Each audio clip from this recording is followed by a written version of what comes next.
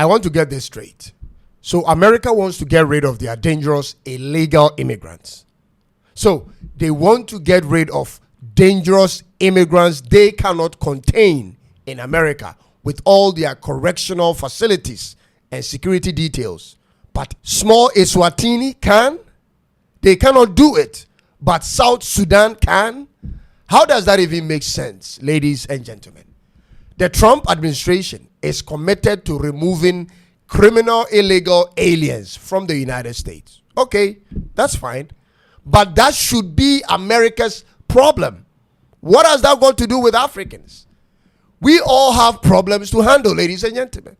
Why do we have to take care of America's problems for America?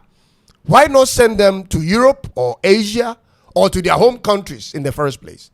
Why is the U.S. mounting pressure on African countries to accept illegal immigrants they refer to as criminals?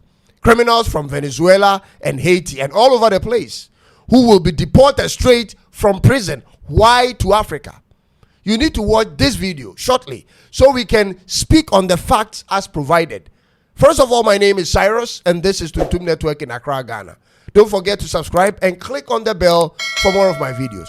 Let's watch this video shortly and be right back. Government confirmed the deportations, adding that the 5 inmates were currently being housed in their correctional facilities in isolated units where similar offenders were kept, further seeking to assure the nation that their new arrivals pose no threat to the country or its citizens. Circulating reports that the Kingdom of Eswatini has received 5 dead country prisoners from the United States of America. The government of the Kingdom of Eswatini would like to clarify that yes, indeed, 5 prisoners arrived in the country yesterday from the United States, and would like to actually assure the nation that engagements that went on between Eswatini and the US, they considered a lot of aspects, including security risk assessments, to ensure that the safety of Eswatini is not disturbed as the prisoners are currently being kept in the country. What we'd also like to clarify is the government of Eswatini is that these prisoners are not here permanently, but they will be repatriated in due course to their different countries, working in collaboration with the US government and the International Organization for Migration.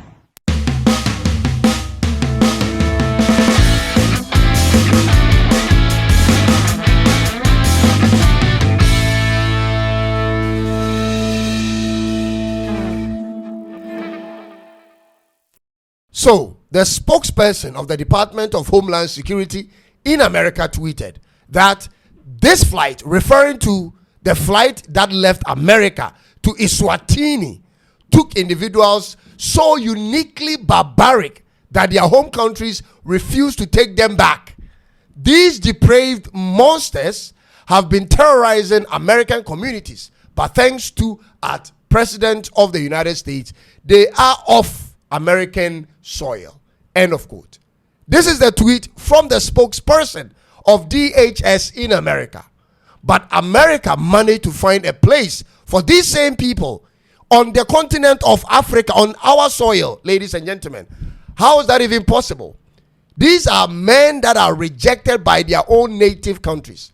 According to the spokesperson, they are originally from Jamaica, Laos, Cuba, Yemen, and Vietnam. Their own home countries won't even take them back. And guess what their crimes were, ladies and gentlemen? Guess what their crimes were? They were convicted of child rape, murder, and robbery. These are the people America is releasing to Africa, ladies and gentlemen. Clearly, these are not America's best, in Trump's own words. These are convicted criminals. Unfortunately, Africa has become the dumping ground for all manner of nuisance, ladies and gentlemen.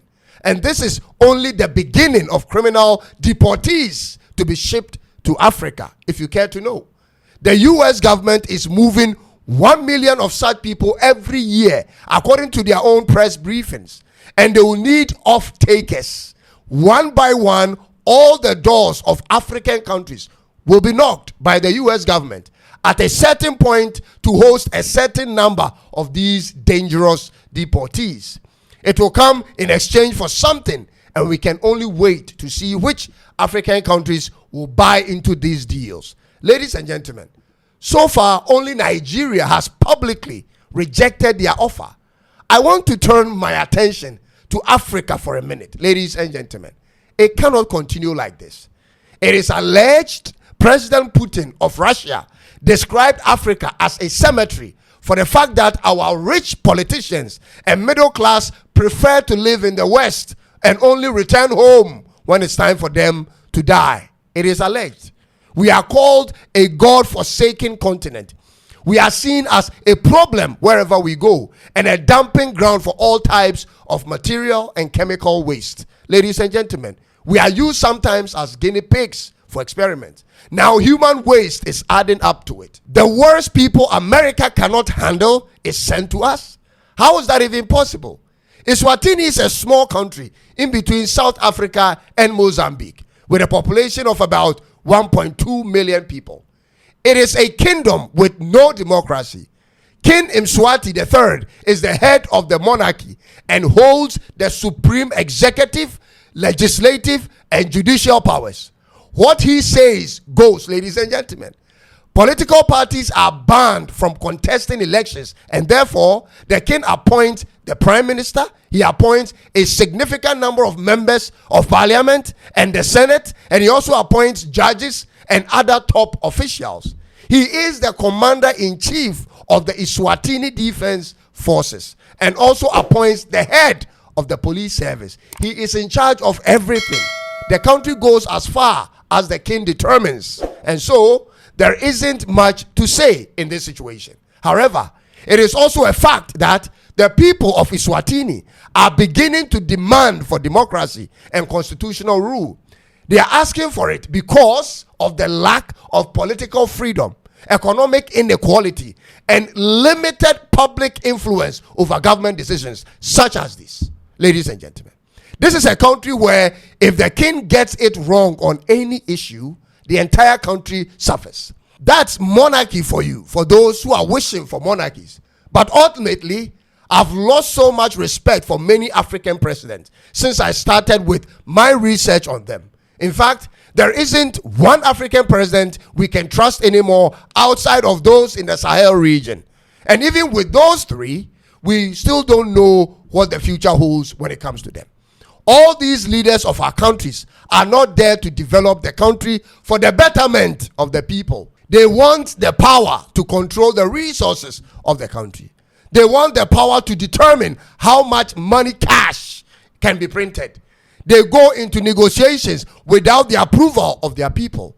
They have no ear to hear what the people want. And the same things are happening with the members of parliament in our countries, ladies and gentlemen.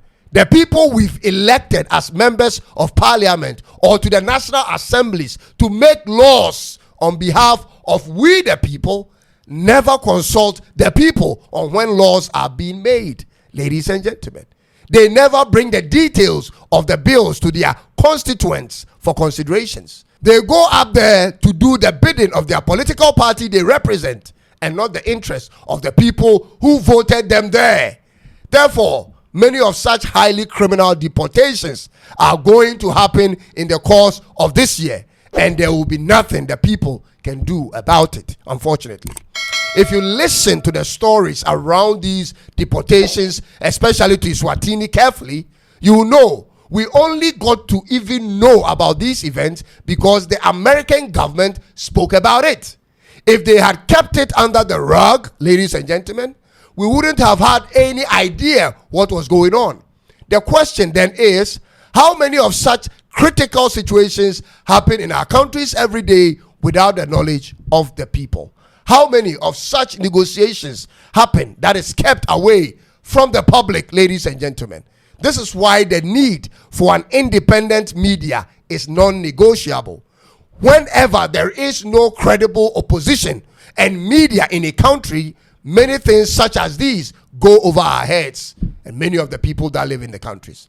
How will the king ensure these dangerous deportees don't become a problem for his people? How about South Sudan, ladies and gentlemen? Because they've also taken in some of these prisoners. How will the people ensure these politicians don't release them onto the streets? We have ultimately neglected our duty of building our countries, and therefore we will continue to have such things pushed down our throats. This one must also stop, ladies and gentlemen. And I want to thank you for taking time to watch this episode. And remember to watch new episodes every day of the week. We shall continue to speak and move until our voices are heard. Africa is our home, and we will be here to see it prosper in our lifetime. I'll see you in the next one very soon. It is bye-bye for now.